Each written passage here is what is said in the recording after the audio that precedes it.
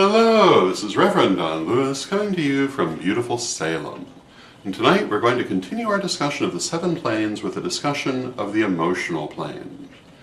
And the emotional plane follows the physical plane in the upward ascension of the soul.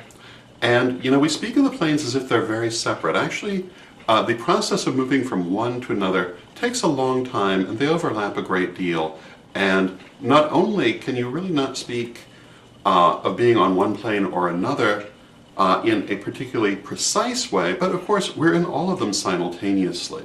Those that we've already mastered, we are very clear in our ability to perceive. Those that we're still working on, we can relatively well perceive, but don't always understand. And those that we have not yet really begun to explore are almost invisible to us and often actually invisible to us. But the emotional plane is the plane of reaction to other stimuli. And it's often said that there are only really 2 emotions, love and fear, and that all others are variations on these. One, of course, pulls one forward, the other pushes one backwards.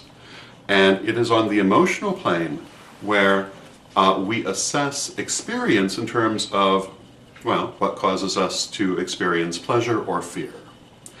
And I personally would say that pretty much anything that has the capacity to react to stimuli, but not necessarily yet the capacity for abstract thought, would be on the emotional plane.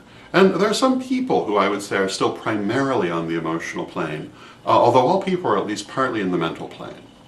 It's on the emotional plane that we really experience the ability to decide those things that we desire and those things that we really do not want to deal with. And it is, of course, in the higher planes that we draw these to us and attach to them or push them away from us. But it's on the emotional plane that we assess the desirability of experiences.